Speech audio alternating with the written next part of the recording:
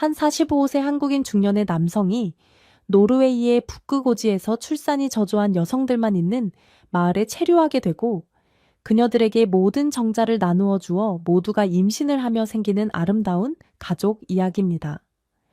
영상 시청하시기 이전에 구독과 좋아요를 눌러주세요. 저희에게 큰 힘이 됩니다. 노르웨이 트롬소의 오지는 얼어붙은 겨울 풍경으로 유명하지만 여름과 가을 사이에 맞닥뜨리면 의외의 싱그러움과 풍요로움을 느낄 수도 있다. 45세 중년의 한국인 사업가인 박준서도 그 사실을 직접 확인해보고 싶어 이른바 모험 여행을 계획했다. 젊은 시절부터 북유럽 문화에 관심이 컸고 은퇴 전후에 느긋하게 혼자만의 여행을 하리라 마음먹었던 것이다. 특히 오슬로 등 도시가 아니라 트롬소의 깊은 숲길인 적이 거의 없는 곳을 차로 달려보고자 하는 욕심이 있었다. 오슬로 공항에 내려 렌터카를 픽업한 뒤 박준서는 지도조차 제대로 나오지 않는 북부 오지 쪽으로 무작정 차를 몰았다. 여름이 끝물로 접어드는 9월 초, 노르웨이 특유의 산들바람과 청량한 공기가 창문으로 들어왔고 도로 조위너 주변엔 붉고 노란색으로 물드는 나무십들이 서서히 나타났다.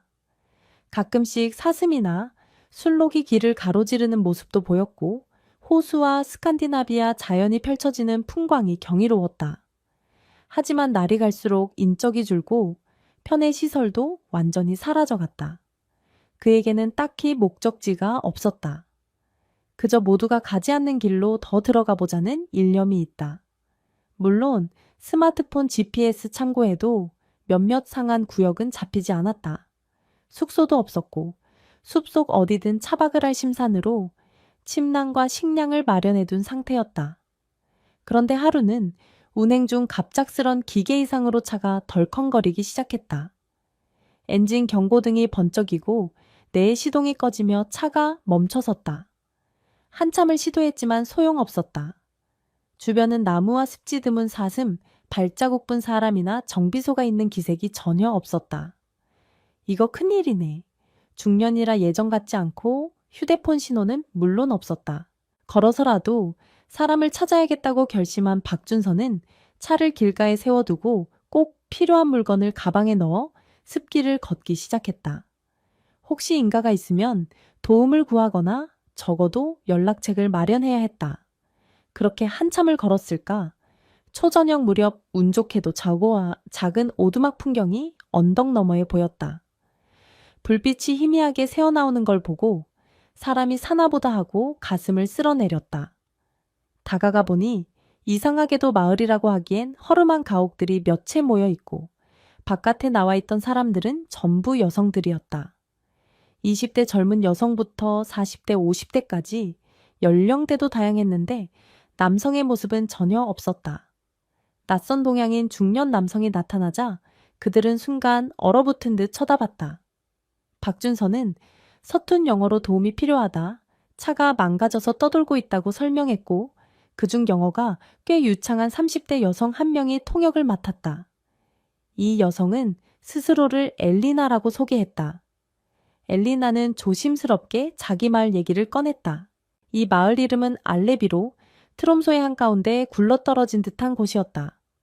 원래는 남녀가 모두 있었지만 점점 남성이 일자리를 찾아 도시나 스웨덴, 덴마크로 이주하면서 여성만 많이 남았어요. 더 심각한 건 출산율이 거의 없고 아이도 없어서 마을이 금세 사라질 위기에 박준서는 귀가 번쩍 뜨였다. 여성만 사는 마을이라니. 마을의 대표격인 50대 초반 여성 라우리가 다가와 중년 남성이 이렇게 굴러들어온 걸 어떻게 받아야 할지 난감해했다. 한편 우린 낯선 일을 함부로 못 믿지만 여기까지 왔으니 숙소는 마련해주겠다. 단 우린 치안 문제로 꽤 민감하다고 못 박았다. 박준서도 수긍했다. 저도 갑작스러운 차량 고장 때문에 어쩔 수 없었고 민폐가 되지 않도록 노력하겠다고 답했다. 그렇게 해서 남성 한 명을 맞이한 이 여성 마을의 분위기는 묘하게 긴장과 호기심이 섞였다. 마을 인구가 어림잡아 27명 정도 전부 여성들이다. 20대 초반 젊은 학생 같은 이도 30대 황반, 경력자 럼보이는 이도 사부폭 50대 어머니 느낌의 여성들도 있었다. 인구 구조가 뒤틀려 남성 부족 현상이 심해진 것이 이 마을의 최대 고민이었다. 누군가는 외부에서 남자를 데려오기도 했지만 대개 3년 못 버티고 떠났다고 했다. 박준서는 내가 아는 트롬소의 여행기와 전혀 다른 스토리가 펼쳐지는구나 하고 흥미를 느꼈다. 그가 받은 오두막 숙소는 허름하지만 나름 아늑했다. 간단한 난로가 있고 침구가 있었다. 여성들이 한 끼 식사를 가져다 줄 때 그는 사실 나도 45세 중년으로 여기 왔는데 도움이 될 일이 있으면 뭐든 하겠다고 어필했다. 엘리나가 실은 우리가 꼭 필요한 건 남성 노동이나 기술, 그리고 무엇보다도 남성으로서의 역할이랄까 다들 남성 부족으로 애를 먹고 있다고 털어놓았다. 박준서는 순간 심장 뛰는 소리를 느꼈다. 이건 무슨 뜻이지? 그는 대략적인 뉴스를 통해 노르웨이 북부 지역에 인구 감소와 남녀 불균형이 심화됐다는 건 들었지만 여기처럼 극단적인 곳일 줄은 몰랐다. 날아침 그는 마을 구석구석을 돌아봤다. 평생 들어보지 못한 구조 여성들만 사는 공동체. 일부는 개별 집에서 자급농을 하고 일부는 수공예품을 만들어 파는 식으로 근근히 생활한다. 문제는 아이도 없고 남성도 없으니 인구가 자연 감소 추세라는 것. 외부 남성을 초대해도 오랫동안 머무르지 않고 청년 남성이 이곳을 택할 이유도 별로 없었다. 이대로면 마을이 사라지는 거 아닌가 하고 여성들은 걱정이 컸다.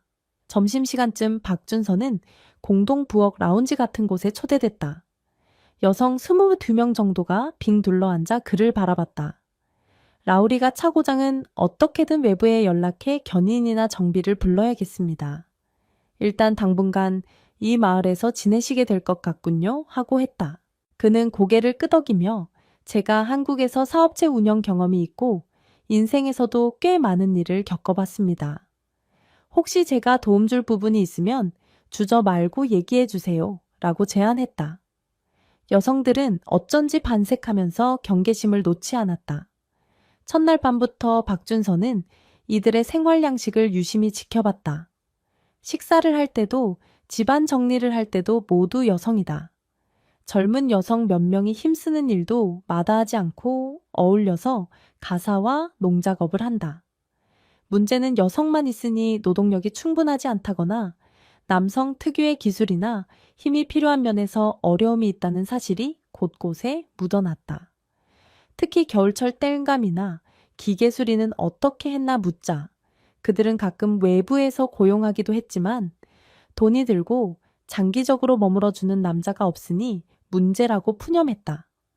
며칠 지나니 여성들도 박준서에게 마음을 좀 열었다. 특히 20원 30대 여성, 몇몇은 그가 중년이라 왠지 아빠나 삼촌 같은 신뢰감이 들었는지 일상 고민을 털어놓기 시작했다. 누군가는 우린 아이를 낳고 싶어도 남자가 없어서 못 낳는다. 이런 건 너무 슬프다고 호소했고 또 누군가는 정말 남자가 없는 환경에서 사는 게 가능하긴 하지만 외로움이나 육체적 욕구도 큰 문제다 말하기도 했다. 박준서는 당황했지만 이들의 절박함을 공감할 수 있었다. 그렇군요. 저는 결혼을 일찍 했다가 사별 후 혼자 살아왔는데 이젠 다시금 이런 주제가 내 인생에 등장할 줄 몰랐습니다. 솔직하게 털어놓았다. 언급에 속사정을 교환하다 보니 박준서는 자신도 약간의 로맨스 감정을 느끼기 시작했다. 나이가 45세라 해도 상대가 20대 후반에서 30대 초반인 여성들이 스스럼 없이 대화하고 다가오면 심장이 살짝 뛸 수밖에 없었다. 게다가 이 마을 여자들이 워낙 오랫동안 남성을 못 봐온 터라 그의 존재가 크게 부각됐다. 또 중년 남성이라 젊은 남성보다 안정감과 경험이 풍부해 보이는 점이 매력으로 작용하는 듯 보였다. 한편 그가 사업가 출신이라서인지 마을 내 필요한 부분을 파악하고 컨설팅 하듯 조언을 곧잘 했다. 예를 들어 이렇게 농작물을 조금씩 모아 공동 관리하면 더 효율적이지 않을까요? 수공예품을 조금 더 현대적 감각으로 만들어 관광객이나 온라인으로 팔아볼 수도 있겠죠. 같은 아이디어를 내면 여성들이 정말 그런 걸 해본 적이 없어. 재밌겠다라고 호응했다. 그러면서 당신이 여기서 오래 지내면 안 되나요? 라고 묻곤 했다. 문제는 마을이 남성 부족을 넘어 인구가 전혀 늘지 않아 여성이 아이도 못 낳고 결혼하지 못해 아예 후손이 없는 상태라는 것이다. 심지어 이곳 여성들은 마음만 있다고 아이를 낳을 수 있는 게 아니다. 남성 대체 인력이 필요하지만 도시나 외국 남성은 금방 떠나버리니 정착이 안 된다. 그래서 우리가 애를 하고 싶어도 할 길이 없어요. 라우라나 엘리나가 한탄했다. 박준서는 머리를 굴렸다. 그게 한 명의 남성으로 모든 분을 만족시키는 건 불가능하지 않을까요? 했다가 이들은 우린 진지에 마을이 유지되려면 아이가 필요해요. 그리고 당신이 우리에겐 기회일 수도 있어요. 라고 답했다. 그 순간 박준서는 자신의 몸이 뜻밖에도 매우 건강하며 전부인과 아이 없이 이혼한 뒤 독신으로 살아온 사실을 떠올렸다. 정자왕이라고까지 할 건 없지만 예전 병원 검진에서 상당히 정자 상태가 양호하다는 얘기들은 적이 있긴 했다. 여기서 그가 그래 그럼 마을 전체 여성을 돕겠다고 결심한다는 게 말이 될까? 다소 황당하지만 여성들도 현실적 필요에 기반해 심각하게 이 논의를 하는 듯 했다. 더 이상 남자를 구하기가 너무 힘들고 당신만이 괜찮다면 여러 명의 여성과 관계를 맺어 아이를 낳고 싶다라는 파격 제안이 사실상 나온 것이었다. 박준서는 당황스럽지만 동시에 마음 한쪽이 묘하게 흔들렸다. 중년 남성이며 이혼 혹은 사별로 혼자였고 이젠 큰 사회적 책임에서 벗어나 자유를 즐기는 시점이 여성들은 절박하게 아이를 원하고 인구가 줄어 마을이 붕괴될 위기에 처해 있다. 그가 도울 수 있다면. 게다가 이곳 젊은 여성들 중 일부는 평소 그에게 호감을 보인 듯도 했다. 이런 시나리오는 도저히 상상해 본 적 없지만 그가 맡을 수 있는 역할이 있긴 한 것 같았다. 그러던 어느 저녁 여성들이 전체 모임을 소집해 당신이 정말 우리의 아이의 아버지가 되어줄 수 없겠나 남자 없이 살며 아이도 없는 삶이 너무 고통스럽다고 요청했다. 모두가 동의하면 각자 원하는 사람이 임신을 해서 공동 휴가하우스이라 믿어요. 오래 고민했는데 당신이 와줬으니. 박준서는 어안이 벙벙해졌다. 인생 후반인데 이런 식으로 누군가의 아버지가 될 기회라는 생각이 뇌리를 스쳤다. 엄청난 부담이기도 하고 윤리적으로 괜찮을지 혼란스러웠다. 꼭 저 하나로 되겠어요. 여러 명과 함께하는 건 말도 안 되지 않나요? 하지만 여성들은 이건 우리가 합의한 선택이고 공동체가 지속되려면 남성 한 명으로도 번식을 해야 해요. 당신이 싫다면 어쩔 수 없지만 간절해요 하고 간청했다. 그는 하룻밤 내내 고민했다. 인간적으로 이들을 외면하기 어렵고 스스로도 살면서 한 번도 상상 못한 할렘 같은 그림이 펼쳐질지도 모른다는 생각의 두려움과 두근거림이 뒤섞였다. 결국 다양한 감정 끝에 이 마을을 정말 돕고 싶고 나도 누군가의 아빠가 될 수 있다면 의미 있지 않을까 하는 결론에 도달했다. 단 무조건적인 육체 관계를 남용하는 식이 아니라 최대한 서로의 동의와 존중에 진행해야 한다고 조건을 달았다. 여성들은 당연하다. 우리도 무턱대고 편하게 임신할 일이 아니다 준비하고 서로 스케줄을 맞추고 감정적으로도 합의가 이루어져야 해요 라고 수긍했다. 이후 마을 내 합의로 임신 프로젝트 비슷한 것을 가동하게 됐다. 이 선포하는 30대 여성 중 실제로 아이를 낳고 싶은 이들은 명단을 작성하고 건강검진을 통해 문제가 없는지 살폈다. 박준서도 정자왕 일할 정도의 강인한 건강을 증명하기 위해 기본 검진을 받았고 모두 생식 능력에 별 문제 없다는 의사소견을 얻었다. 마을은 비공식적이지만 그런 형태로 여럿이 함께 그의 후손을 갖기로 결심했다. 물론 극도로 민감한 주제라 외부에는 비밀을 유지했다. 이 장면이 너무 기괴하거나 충격적으로 볼 수 있으니까. 처음엔 어색했지만 프로젝트가 시작되자 의외로 마을 분위기는 밝고 서로 응원을 주고받는 형태가 되었다. 예컨대 여성 하나가 나는 다음 달쯤 당신과 함께 시간을 갖고 싶다. 나이가 있으니 빠르게 임신하고 싶어라고 솔직히 말하면 박준서도 존중해 알겠습니다. 마음에 준비하고 그날을 잘 지내요. 같은 식으로 대화했다. 이건 결코 음탕하고 난잡한 구조가 아니라 간절함과 존중이 겹친 일종의 가족 계획이었다. 20대 후반 여성 몇 명은 장난스럽게 그럼 우리도 순서가 돌아오면 낯설지만 잘 해봐야지 하며 웃었다. 나이가 많은 여성도 애를 더 낳을 수 있을까 고민하다가 마을에 도움이 된다면 도전해 볼래라 의지를 내보였다. 정작 박준서 입장에서는 신체적, 정신적으로 쉽지 않았다. 하루아침에 여러 여성과 관계를 맺는 게 즐겁기만 한 일일 거라 상상할 수도 있지만 현실은 그만큼 부담과 긴장감도 컸다. 감정 소모도 많고 모두를 동등히 대해야 한다는 압박감이 있었다. 젊은 여성들이 불편함을 느끼지 않도록 예의를 지키면서도 실제로 임신을 이뤄내야 하는 과업이 심리적 중압감도 만만치 않았다. 그렇지만 여성들도 대단히 배려했다. 우리끼리도 대화로 순서나 일정을 잡고 각자 제대로 준비하자는 시기였다. 그렇게 몇 달간 이 마을은 은밀하고도 무서운 독특한 체계를 통해 하나둘씩 임신 소식을 얻었다. 한 여성은 임신 테스트 결과가 양성이라면 기뻐했고 다른 여성은 아직 소식이 없어 약간 울적해했다. 박준서은 그때마다 내가 더 노력할게요. 스트레스 받지 말고 몸 관리를 해봅시다라며 다독였다. 청년 여성들은 농담으로 정말 대장님이 우리 마을에 쏟아붓는 정성이 대단해 하고 야릇하게 웃기도 했다. 그가 난 그냥 최선을 다할 뿐이라 쑥스러워하면 모두 배를 잡고 웃었다. 사실 이 마을 안에서 그를 대장님 이제 정자왕식으로 부르는 분위기가 자리 잡았지만 그 호칭이 자칫 희화화될 수 있어 공식 자리에서는 삼가는 편이었다.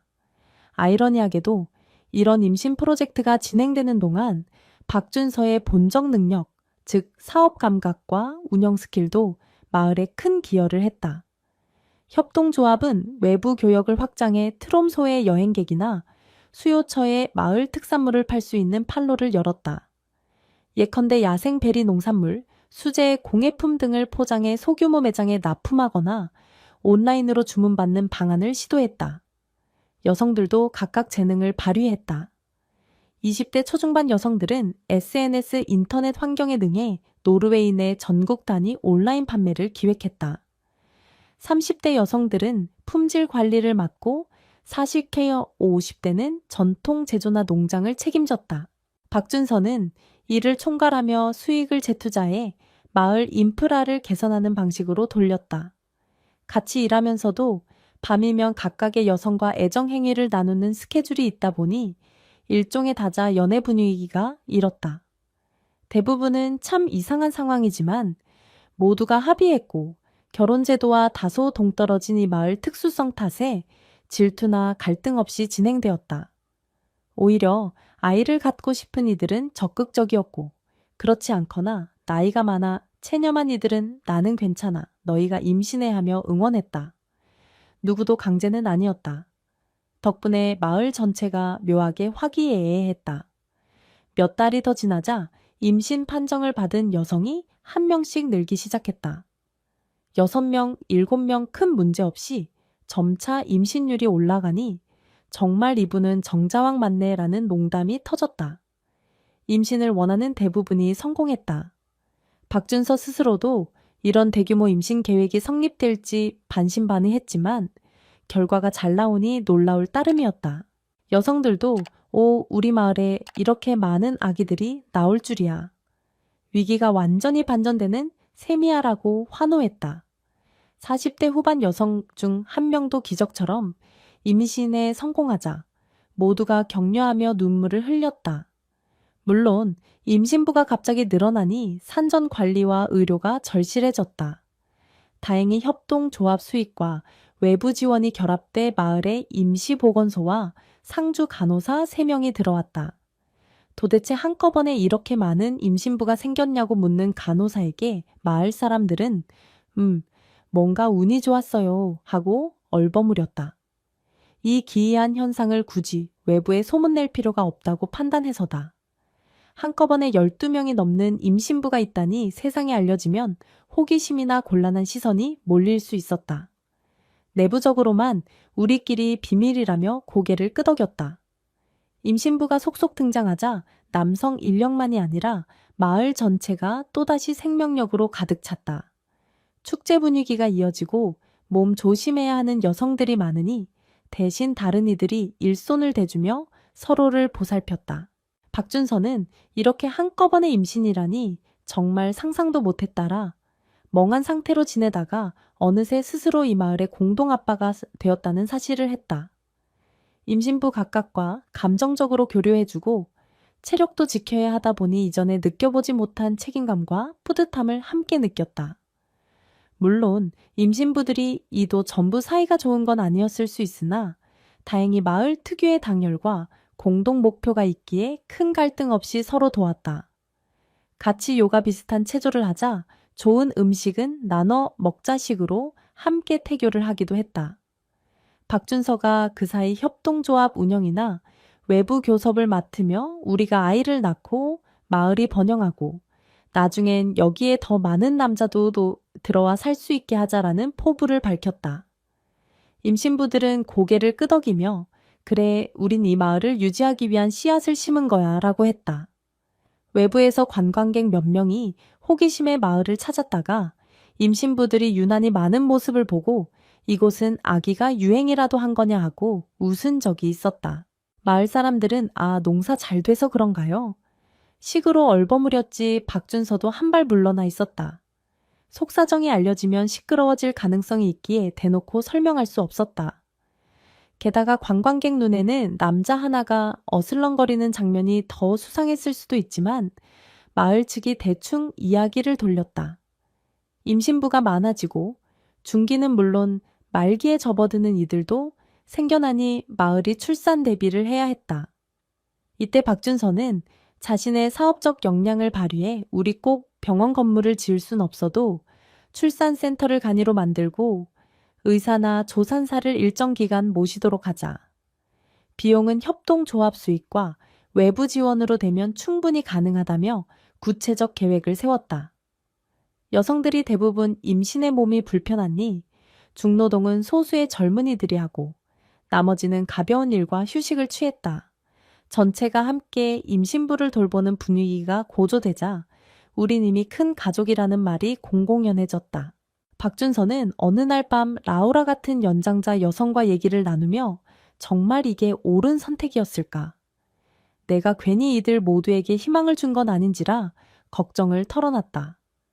라우라는 우린 예전부터 해보고 싶었지만 남성 하나가 홀로 이 많은 여성과 함께한다는 게 가능할지 자신이 없었어.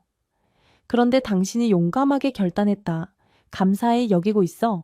그리고 이건 이미 성공이야. 아이가 생기는 것만으로도라고 위로했다. 남성이 아예 없는 곳에 찾아온 그가 결단해준 것이 신의 한 수였다. 그는 그제야 자신이 이 마을에 주어진 커다란 역할을 깨닫고 안도하며 눈물 섞인 미소를 지었다. 출산 시기가 도래하자 마을에는 긴장감이 돌았다. 일찍 임신한 여성들이 하나둘 진통을 겪으면서 간이 출산센터가 바빠 돌아갔다. 그래도 전문가가 상주하고 다른 임신부들이 함께 격려해주며 차례대로 아이가 태어났다. 남녀 관없이 건강한 아기들이 뱃속에서 튀어나와 울음을 터뜨릴 때마다 마을 전체가 환호했고 또 하나의 새 생명이 구원처럼 느껴졌다. 박준서는 아이가 나올 때마다 굵은 손으로 눈물을 훔치며 정말 내가 아버지네 하고 중얼거렸다. 또 다른 여성도 며칠 뒤 출산하고 또 다른 여성도 몇 주 뒤 아기 울음소리가 거의 연쇄적으로 터져나와 마을이 전례 없이 붐볐다. 우리 한 번에 육아 공장 된 거 아니야 라며 여성들도 장난스레 농담을 던졌지만 사실은 모두 벅차오른 감격으로 빛나고 있었다. 12명 이상이 출산하거나 출산을 앞두고 있으니 한두 명은 난산 위기가 닥치기도 했다.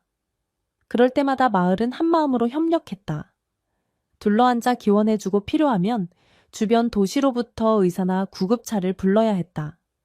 다행히 큰 사고 없이 모든 산모가 순산을 할 수 있었는데 이건 거의 기적에 가까웠다. 남성 하나가 한꺼번에 여러 여성과 아이를 낳는다는 비현실적 구조가 실제로 구현되는 순간이었다.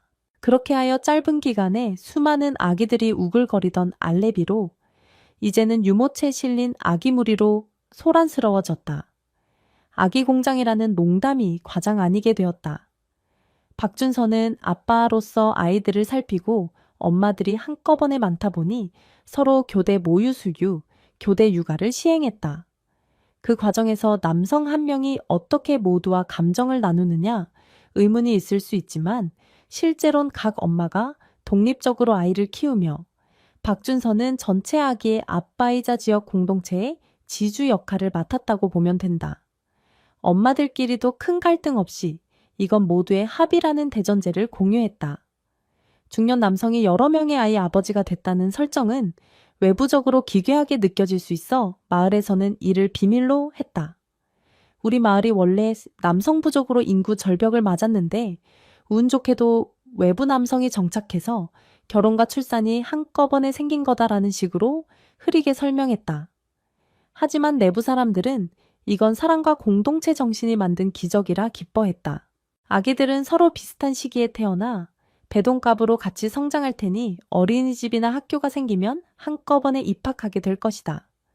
그로부터 몇 달 지나 한껏 젊은 엄마들이 많아진 알레비로 마을은 일종의 유아천국이 되었다. 남성이라고 박준서 하나지만 사실상 모든 엄마가 아이를 품고 마을에 웃음소리가 가득했다. 협동조합 사업은 그 사이 본격화되어 아기 양육비를 벌 수 있을 만큼 안정됐다. 박준서는 중년의 지혜와 사업 감각을 총동원해 노르웨이 내부나 국제시장에 알릴 만한 상품을 발굴했다. 숲에서 수확하는 야생베리나 트롬소의 식뜨개질 공예품, 여러 여성들의 재능이 결합되어 꽤 매력적인 상품들이 완성되었다. 그렇게 번 돈으로 보건소를 더 확충하고 집을 보수해 따뜻한 난방시설을 설치하는 등 삶의 질을 높이게 되었다. 아이들을 보면 자연스럽게 미래 이야기가 오갔다. 우리 아기들이 또 다른 세대를 낳으면 이 마을이 계속 번성하지라는 희망. 이들은 이미 남성 한 명으로도 다수 임신이 가능함을 몸소 증명했으니 혹 다른 남성들이 이 마을에 들어온다면 더 전통적인 가족 형태도 가능하리라. 우린 모든 선택지를 열어두자 지금처럼 공동체적으로 아이를 키우는 것도 좋고 외부 남자가 정착해 한 여성과 가정을 꾸리는 것도 환영하자. 이런 식으로 원칙을 세웠다. 아이들이 100일을 넘길 즈음 마을은 다시 대규모 축제를 벌였다. 한꺼번에 태어난 12명 이상의 아기 100일 잔치라고 할 만했다. 박준서는 더 이상 긴장 없이 이 거대한 집단의 박겸대장 역할을 자연스럽게 수행했다. 우리 아이들이 이렇게 건강히 자라니 뿌듯합니다고. 인사를 건네면 여성들이 당신 덕이죠. 그리고 우리가 힘을 모아서라며 찬사를 보냈다. 당연히 행가래의 의식도 진행됐다. 그가 아기보다 놓치면 어쩌나 하고 겁을 내도 여성들이 이젠 아기 많으니 누가 받아줄게라며 즐겁게 웃었다. 온 마을이 춤과 북소리로 들썩이는 가운데 그 많은 아기 울음이 섞여 희한한 하모니가 만들어졌다. 이제 라우라나 엘리나 같은 장년 리더들은 당신은 정말 우리를 구했어. 우리가 임신하고 아이 낳으면서 이 마을이 새 생명을 얻었잖아. 나중에 더 발전해서 남자들도 여러 명 들어온다면 아마 사람 사는 곳으로 완벽히 되겠지? 박준서는 저야말로 이렇게 늦은 나이에 사랑과 또 다른 가족을 얻다니 감사하다고 답했다. 여성들은 모였던 문제아이를 낳고 싶어도 못 낳던 인구 절벽을 어느 정도 해결했다. 곧 외부에도 남성이 살만한 터전이라 소문나면 장래 인구 증가가 훨씬 탄력을 받을 테다. 마을 바깥 사람들은 일부만 이 기이한 사정을 알았지만 대놓고선 남성이 여러 여성과 아이를 낳았다는 건 자칫 스캔들이 될 수도 있었다. 그러나 이들은 대외적으로 우리 마을이 복구되는 단계라 남성이 정착했고 다수의 여성과 결혼 형태로 가정을 이루었다 정도로 뭉뚱그려 알렸다. 폴리아모리나 하레미하고 할 수도 있지만 이들 모두가 합의한 모델이었으며 그리고 그 결과 출산이 연쇄적으로 박준서와 알레비로 마을 여성들이 함께 만든 기적 같은 이야기는 사랑과 공동체 정신으로 인구 절벽을 극복한 여정입니다. 이 독특한 가족과 마을의 부흥 이야기가 여러분에게 어떤 감동을 주었나요? 여러분의 소중한 의견을 댓글로 남겨주시면 큰 힘이 됩니다. 좋아요, 공유, 그리고 구독도 잊지 말아주세요. 진심으로 감사드립니다.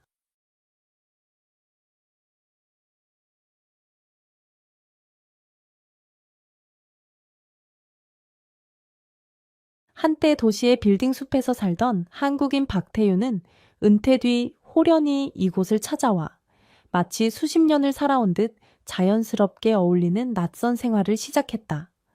그리고 그 바람처럼 자유롭고도 강인한 두 여인이 그의 삶에 파고든다. 거친 말 발굽 소리를 배경으로 펼쳐지는 강렬하고도 부드러운 사랑의 이야기입니다. 영상 시청 전 구독과 좋아요를 눌러주세요. 저에게 큰 힘이 됩니다. 감사합니다. 카자흐스탄에 정착하기 전 박태유는 부산에서 대기업에 오래 몸 담아왔다. 겉으로 보면 부유한 삶이었고 회사를 나오는 순간까지도 타인의 부러움을 사는 위치였다. 그러나 그의 내면에는 깊은 고독이 있었다.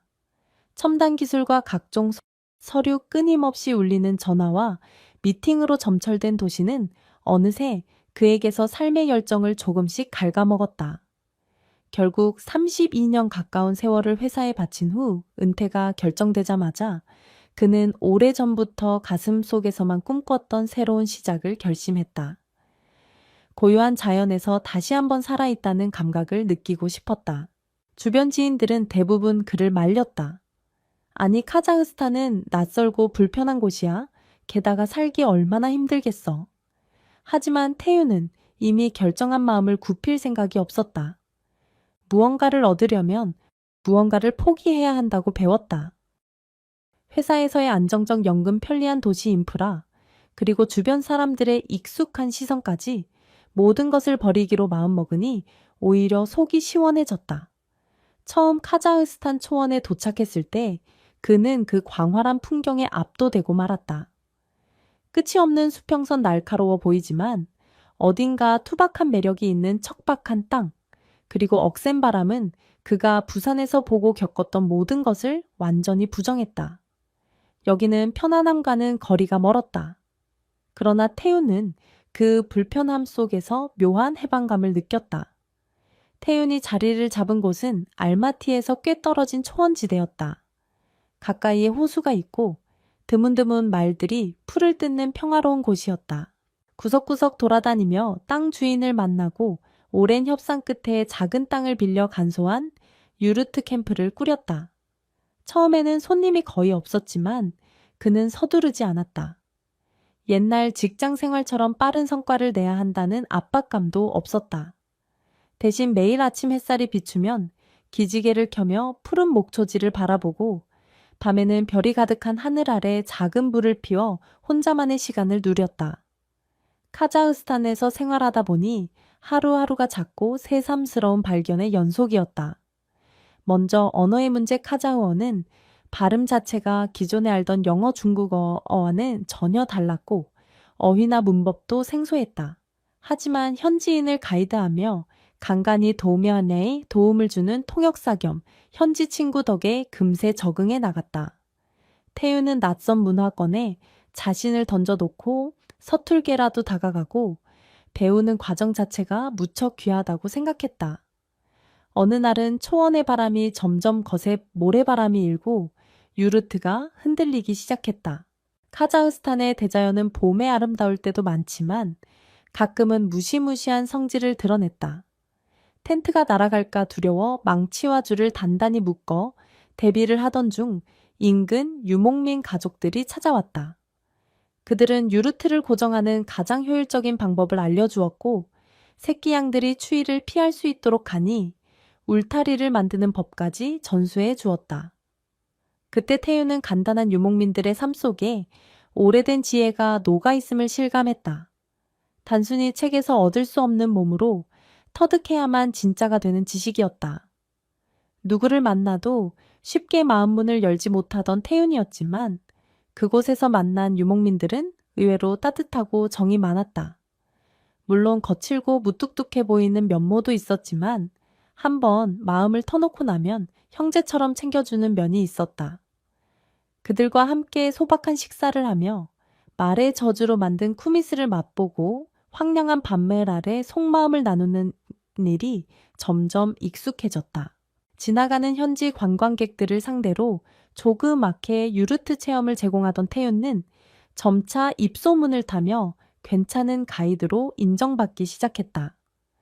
서양인 관광객이나 한국에서 찾아온 여행객들에게는 초원에 대한 해박한 설명과 함께 한국어 간단한 영어를 섞어 가이드를 해주었고, 무엇보다 사람을 편안하게 만드는 그의 성품이 매력 포인트였다. 마침내 그는 초원에 스며들어 살아가는 낯선 외지인에서 믿고 찾을 만한 가이드 겸 이웃으로 변모하고 있었다.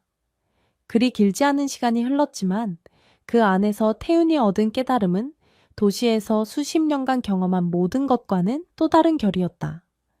비록 그는 말을 잘 다루지도 못했고 말타기도 서툴렀으며 몸이 그다지 강인하지 못했지만 오히려 이런 약한 부분이 그를 카자흐인들과 자연스럽게 어우러지게 했다.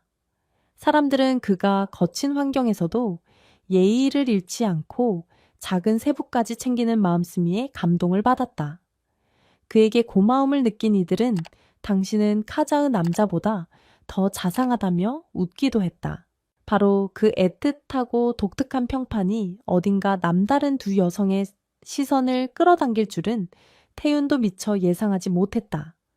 그리고 그 만남은 여태껏 그가 살아온 일상과 전혀 다른 자극이 되어 그의 삶을 새로운 국면으로 인도하려 하고 있었다. 초원 위에서 차오르는 아침 햇살을 맞으며 태윤은 유르트 주변을 정비하고 있었다. 그날은 별다른 일정이 없어 한가롭게 지내려는 참이었는데 멀리서 말 한 필이 하얀 먼지를 일으키며 다가오는 모습이 보였다. 말 위에는 몸에 딱 달라붙는 전통 카자흐 복장을 입은 여인이 있었다. 흐트러짐 없이 허리를 곧게 편 채 말곶비를 잡고 달려오는데 어딘가 위급한 기색이 역력했다. 가까이 다가와 보니 그녀는 몹시 얼굴이 창백해 보였고 팔에는 가벼운 상처가 있었다. 땀에 젖은 말을 닦으며 그녀는 간단한 카자흐어로 도움을 구한다는 취지의 말을 했다.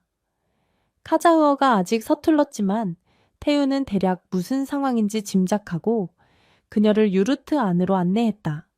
그녀가 바로 아이다였다.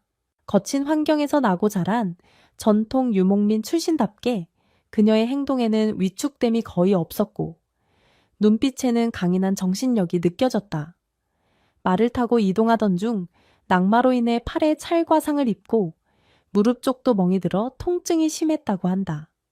태윤은 간단한 응급처치만 가능할 뿐이었지만 부드러운 손길과 정성을 다해 상처 부위를 씻어주고 소독약을 발라주었다. 그 과정에서 그녀는 가만히 태윤의 손길을 지켜보았다. 상처가 깊진 않지만 고정을 좀 더 단단히 해야 할 것 같아요. 서툰 카자흐어와 중간중간 섞어 쓰는 한국어, 그리고 제스처로 의도를 전하자 아이다는 고개를 끄덕였다. 낯선 사람에게 쉽게 마음을 열지 않는 그녀였지만 정성껏 응급처치를 해주는 태윤의 태도에 경계심이 조금씩 누그러진 듯했다. 그렇게 유르트에서 하루 묵으며 안정을 취한 뒤 그녀는 다음날 일어나서도 조금 더 쉬고 싶다고 밝혔다. 카자흐 투유의 소박한 음식 양고기, 스튜와 말린 치즈 등을 먹으며 아이다는 이곳의 공기가 자신의 몸에 잘 맞는다고 했다. 그러면서도 마치 본인도 모르게 드러나는 표정 속에는 무언가 슬픈 기억이 섞여 있었다. 태윤이 조심스레 물었다. 내가 도움이 될 만한 게 있을까요? 그녀는 잠시 망설였지만 이내 조용히 입을 열었다. 카자흐 남성들과의 과거 관계에 대한 이야기였다. 거칠고 폭력적인 성향을 가진 남성과 갈등을 겪어온 시간, 그 과정에서 마음의 상처를 입었고 결국 독립해서 혼자 지내기로 결심했다는 내용이었다. 크고 작은 폭력을 경험한 탓에 그때부터 남성에게 신뢰를 크게 주지 못했다고 했다. 그 말을 듣는 순간 태우는 마음 한 구석이 저려왔다. 생김새와 문화는 다르지만 결국 사람의 아픔은 어디서든 비슷하다는 것을 실감했다. 그는 차분하고 진실되게 대답했다. 나 또한 당신을 강요하거나 해치지 않을 거예요. 무언가 힘든 게 있다면 편하게 이야기하세요. 난 언제든 들을 준비가 되어 있습니다. 다정한 눈빛 속에서 거짓이나 위선이 전혀 느껴지지 않는다는 것을 아이다는 직감했다. 그녀는 감사 인사를 하며 당신처럼 부드럽게 대해주는 남자는 처음 본다고 작게 미소 지었다. 그때부터 아이다는 태윤을 태윤 오빠라는 애칭으로 부르기 시작했다. 물론 카자흐식으로 발음이 조금 어색했지만 그 맑은 목소리에는 아무런 거침이 없었다. 얼마 지나지 않아 태윤은 또 다른 손님을 맞이하게 된다. 도시에서 온 관광객이었다. 차를 몰고 유르트 캠프를 찾은 그녀의 이름은 칼리나였다. 나이는 30세 알마티에서 대학을 졸업했고 잠시 직장 생활을 했다고 했다. 치열한 경쟁과 가부장적인 문화에 질려 휴식차 초원에 왔다고 했다. 칼리나는 도시 여성이었음에도 초원 생활에 잘 적응했다. 호기심 많고 지적이면서도 강인한 그녀는 유르트 사이를 돌아다니며 캠프 시설을 꼼꼼히 살펴보았다. 그러다 저녁이 되자 태윤이 준비해둔 저녁 식사를 함께 나누게 되었다. 그때 마침 아이다도 상처가 거의 다무리어 밖으로 나왔다. 술자리가 어색해질까 걱정했지만 오히려 두 여성 사이에는 빠른 속도로 친근함이 형성되었다. 박태윤 씨는 술을 잘 못 마신다고 들었어요. 칼리나가 장난스러운 표정으로 물었다. 한국에서도 소주 한두 잔이면 정신이 혼미해지는 편이죠. 태윤이 웃으며 인정했다. 그러자 칼리나는 양고기를 씹으며 별일 아니라는 듯 말했다. 나는 보드카나 전통술이든 잘 마셔요. 그리고 아이다 언니도 나 못지않죠. 아이다는 빙긋 웃으며 잔을 들어 올렸다. 맞아, 우리는 남자들보다 더 잘 마실지도 몰라. 그리고 곧바로 그 둘은 함께 강한 도수의 술을 단숨에 들이켰다. 태유는 그 장면이 놀라우면서도 어딘가 대단하다는 생각을 했다. 이토록 강인한 여성들을 본 건 처음이었다. 그리고 동시에 자신이 몹시 연약해 보이지 않을까 하는 걱정이 들었다. 하지만 그는 이런 자신의 모습이 부끄럽지는 않았다. 오히려 이들과 달라도 너무 다른 점이 있는 것이 관계를 더 흥미롭고 다채롭게 만들어주고 있다고 느꼈다. 그날 밤 술 기운에 한층 취기가 오른 태우는 내가 정말 초원에 잘 정착하고 있는 걸까 하는 생각에서부터 당신들은 왜 카자흐 남성들에게 실망했는지 등에 대한 이야기를 허심탄회하게 꺼냈다. 그러자 둘은 번갈아가며 솔직한 속내를 털어놓았다.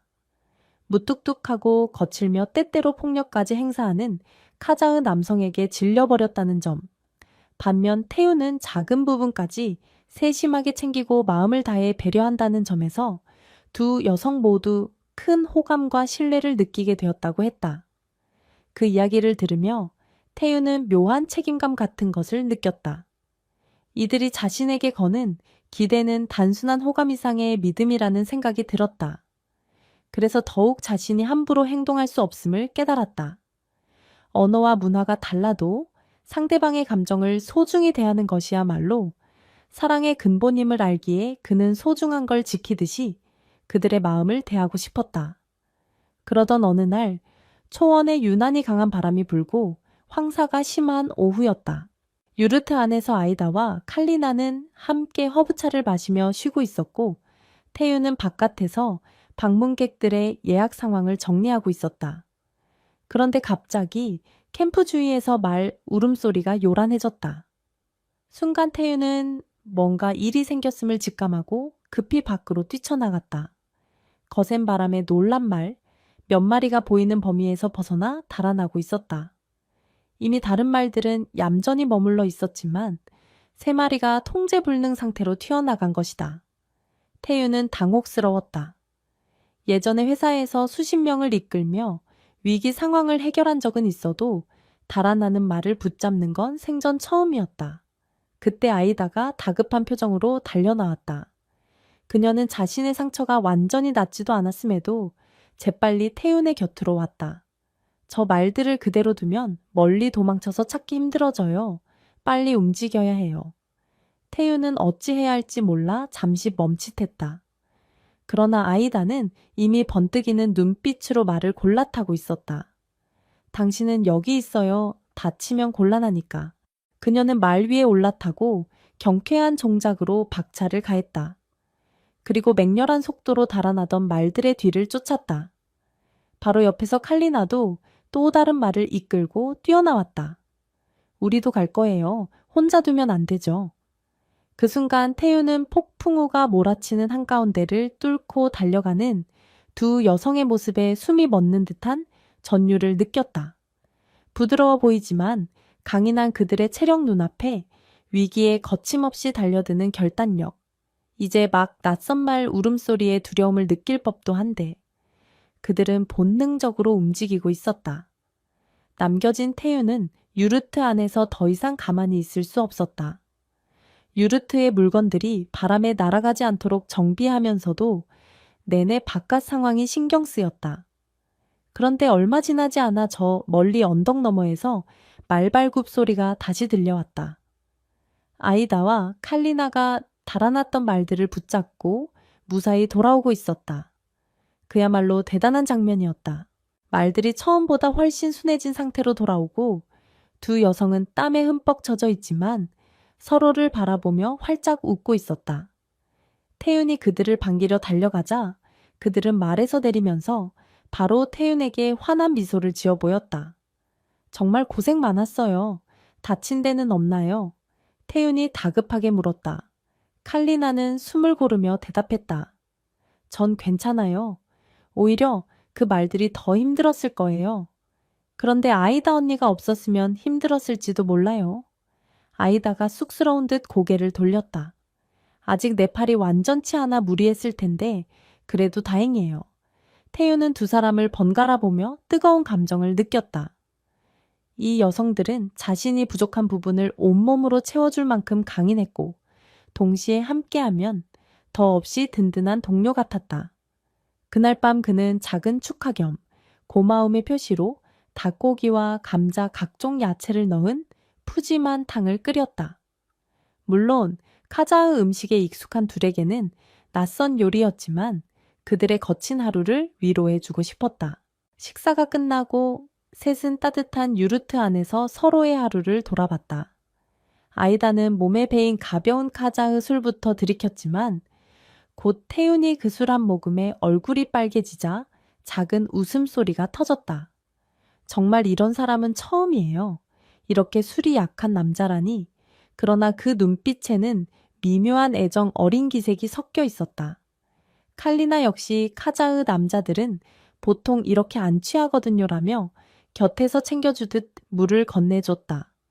태유는 민망했지만 그 순간에도 두 여성의 마음이 자신을 향해 따뜻하게 열려있음을 느꼈다. 이들은 거친 풍경을 헤치고 살아온 사람들이지만 누군가에게 위로받고 싶은 섬세한 마음도 동시에 지니고 있었다. 그리고 태윤이 그런 역할을 할 수 있다는 사실이 그를 깊은 만족감으로 이끌었다. 그날 이후부터 이들의 관계는 한층 끈끈해졌다. 이제 손님이 없어 한가한 날이면 세 사람은 함께 말타기를 즐기기도 했다. 물론 태윤은 여전히 능숙하게 말을 다루지 못했지만 아이다와 칼리나가 양옆에서 붙잡아주며 천천히 걸음마부터 다시 시작하게 했다. 말이 삐딱하게 움직일 때마다 태윤은 중심을 잃고 흔들렸지만 두 여성은 놀라울 정도의 균형 감각으로 그를 지탱해 주었다. 어떤 날은 두 여성이 서로 앞뒤로 마주본 차에 이쪽으로 기울어요. 다리 힘을 좀 더 줘봐요라고 구체적으로 지시했다. 태윤은 쑥스러우면서도 앞뒤로 자신을 붙잡아주는 그들의 손길에 자꾸만 가슴이 두근거렸다. 몸이 힘들고 땀에 흥건해져도 함께 말 위를 달리는 시간은 달콤한 추억으로 남았다. 초원의 광활한 바람소리에 묻혀서 셋은 서로에게 작고 다정한 말을 전하기도 했다.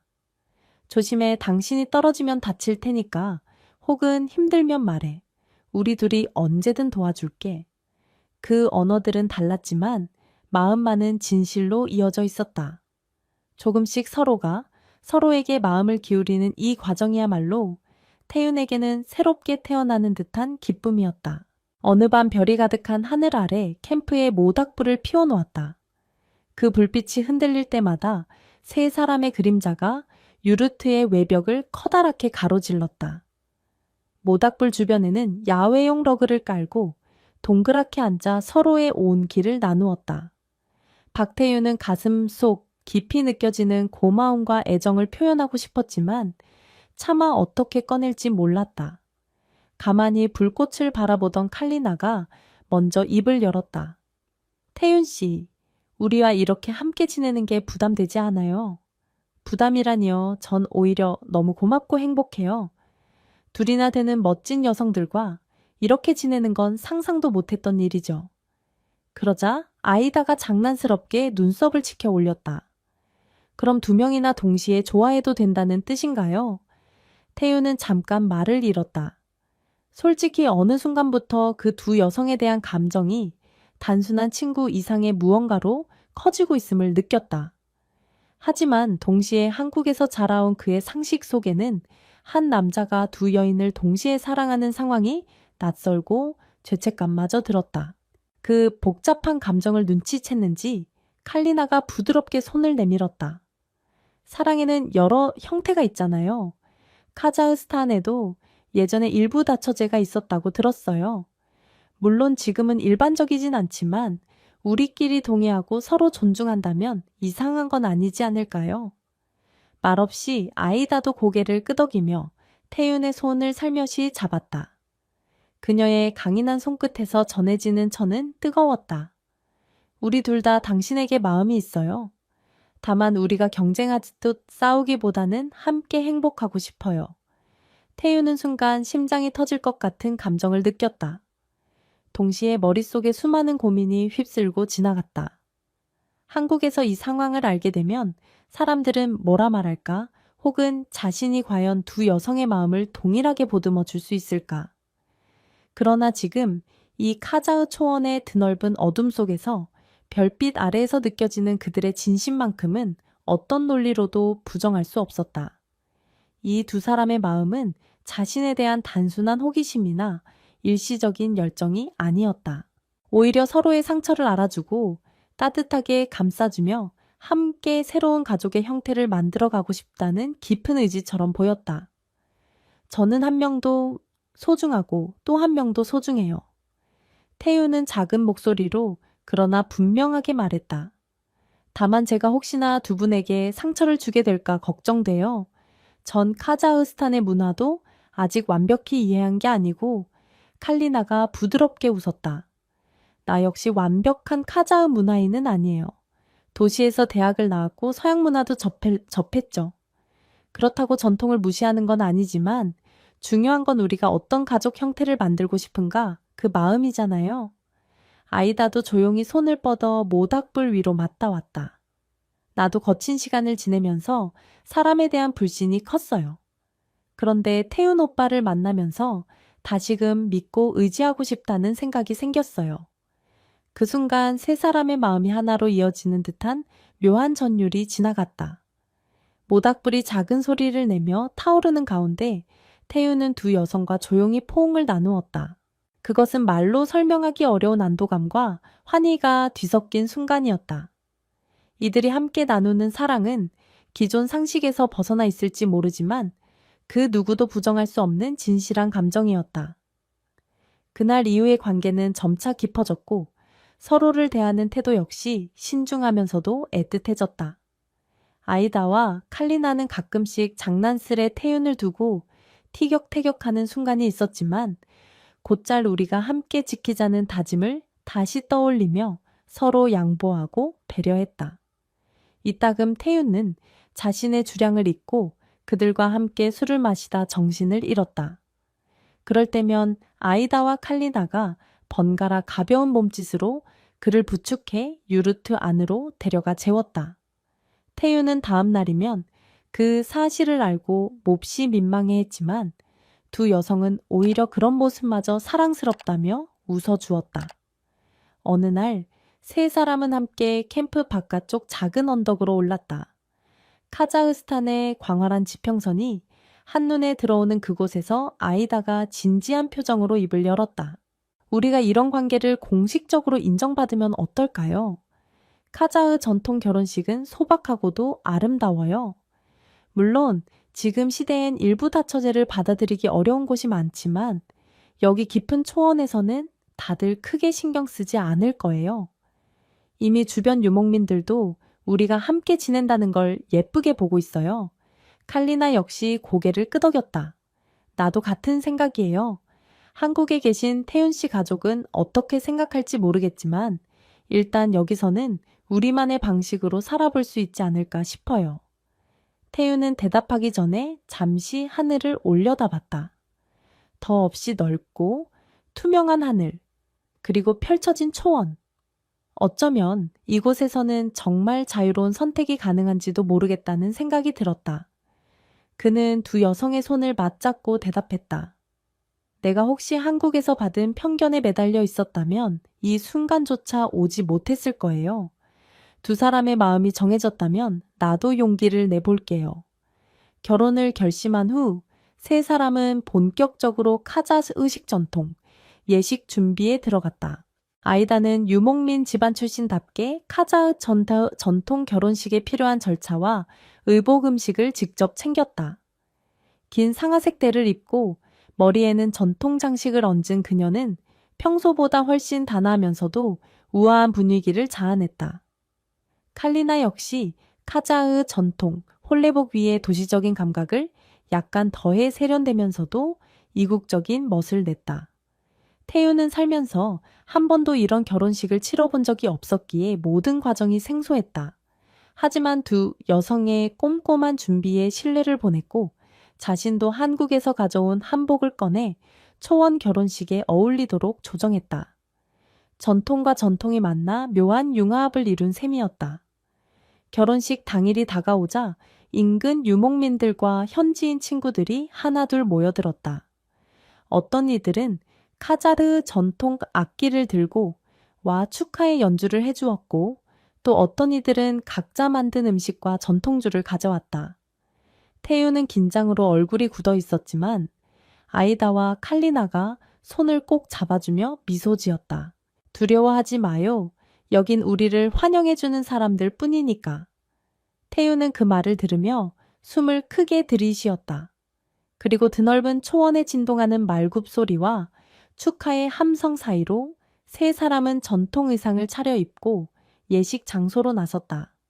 카자흐식 결혼식은 기본적으로 신랑과 신부의 서약 전통주를 나누는 의식, 그리고 지역 공동체가 함께 어우러지는 잔치 형태로 진행됐다. 하지만 이번은 독특하게도 신부가 2명이었고 신랑은 1명이라는 점에서 모두에게 신선한 충격을 주었다. 그럼에도 불구하고 사람들은 놀라움보다 호기심과 축복의 시선으로 이들을 바라보았다. 세 사람은 각각 서로에게 복을 빌어주는 차례가 되었을 때 진지하고 솔직한 마음을 고백했다. 먼저 아이다가 말했다. 나는 박태윤을 만나 인생에서 다시는 생기지 않을 줄 알았던 신뢰를 되찾았어요.